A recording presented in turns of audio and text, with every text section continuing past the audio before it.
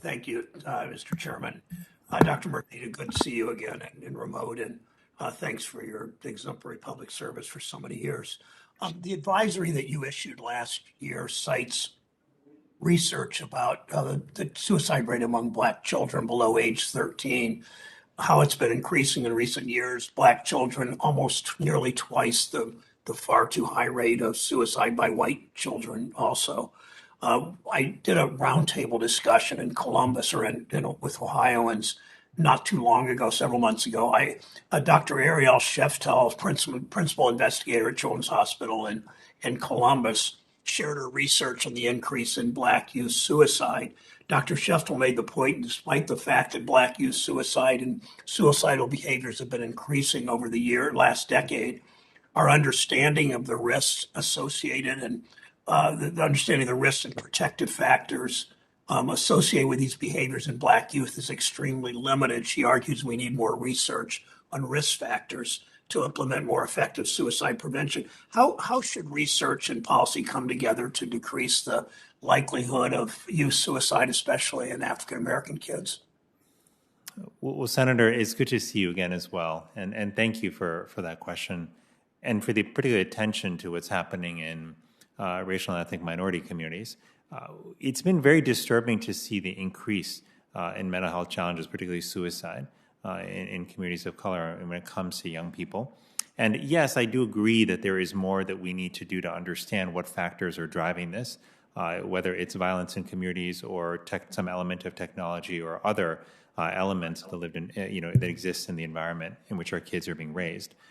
But I also think we can't wait to act when it comes to making sure that these communities have help. One of the things I think about often is, as a doctor who cared for patients over the years and saw so many who were not able to make appointments and couldn't get their routine care, is we have to get care to kids where they are, which means that if kids are in schools, as a majority of them are, we've got to get care to school environments. We've got to provide counselors, mental health therapists, and others who can help identify and start to address problems.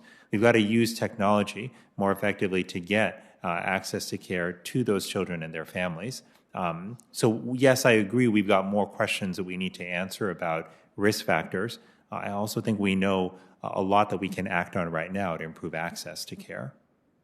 Thank you. You brought up schools, and I wanted to ask, I plan to ask about full service community schools and legislation I've worked on. My eyes were open. I know Senator Casey is interested in this too, and I think he's going to be one of the next questioners. I was brought to my attention several years ago at Cincinnati and a community schools building they have, and a community school that they have done all kinds of interesting things in. But our bill would help connect schools with community partners to provide the integrated student support. I think you're suggesting physical health services and obviously mental health services, not just to students, but to community members there. We've seen how integrating and education, healthcare can benefit students and communities, whether it's Medicaid support of school-based mental health and behavioral health services through full-service community schools or in the form of school-based health centers. How should CMS work with the Department of Education to provide guidance and best practices for states on how to better integrate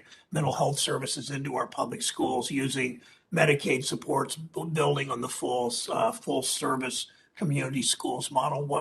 What's the path to do that right?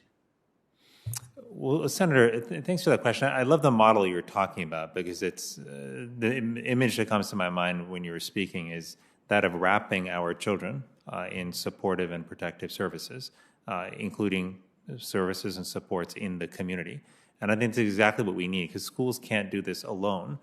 They can't do it by themselves. Educators are already taxed to a very high level. I know that this is certainly an area that CMS has been interested when it comes specifically to Medicaid and how Medicaid can be used to better support mental health services in schools. I think the challenge that we have, despite some of the measures that CMS has supported to use Medicaid funding to support services in schools, is that we still in some cases need states to amend their Medicaid program to free up the use of Medicaid funds for those breadth of services in schools and to apply those services to all kids, not just kids in IEPs. The other piece of this is that many states may need technical assistance in figuring out how to set up the types of school-based, mental health care initiatives that require thinking through billing, thinking through other logistics. And I think those two have been barriers to states implementing this. But I know that CMS has certainly been supportive of the use of Medicaid funding to support mental health services in schools. Thank you, Mr. Chairman. Thank you very much.